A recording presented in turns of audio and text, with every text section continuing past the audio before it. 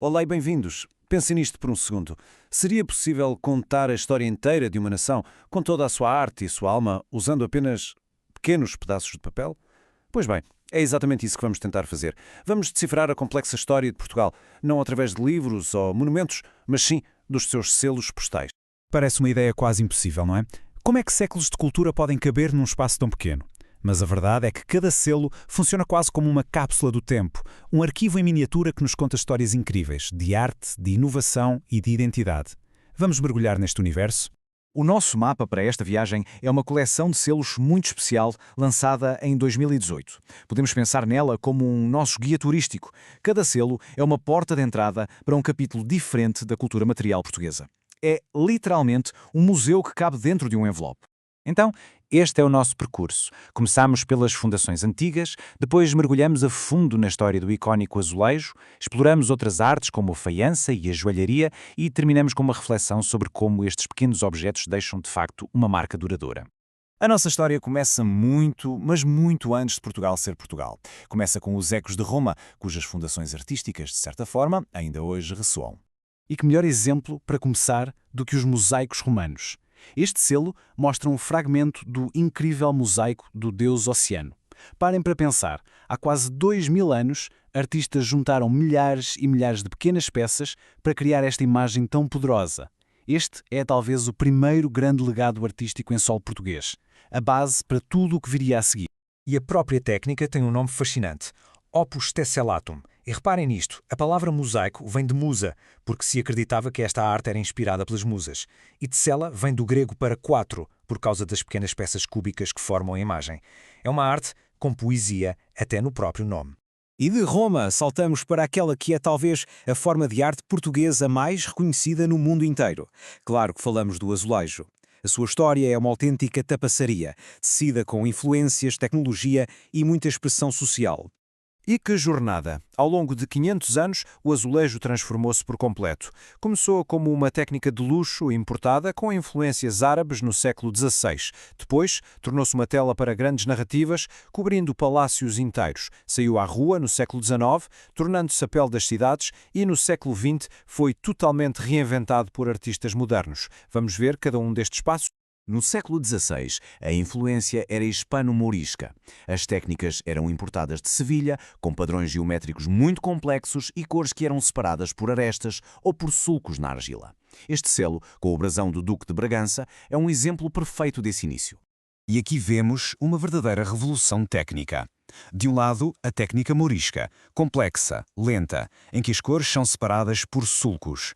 Do outro, a grande inovação que veio de Itália, a maggiolica, que é basicamente pintar diretamente sobre o esmalte. Pensem na diferença. Foi como passar de um trabalho de joalharia para a liberdade da pintura em tela. Esta mudança permitiu uma explosão de criatividade e de rapidez, abrindo as portas para tudo o que se seguiu. Esta nova técnica levou diretamente à produção em massa no século XVII.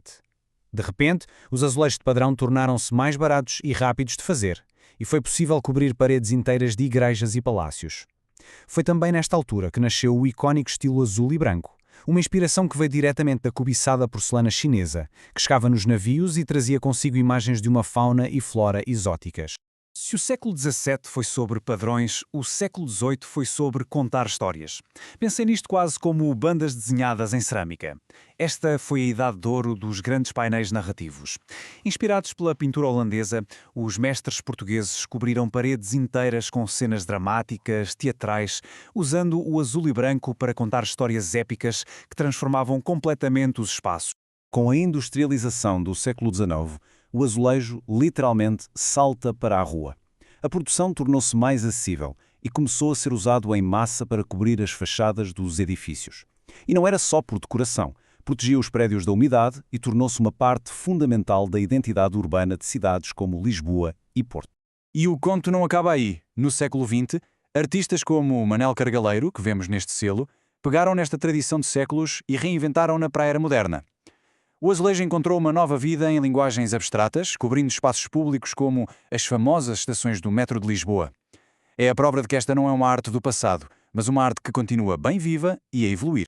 Mas a história do património português não foi escrita apenas em cerâmica.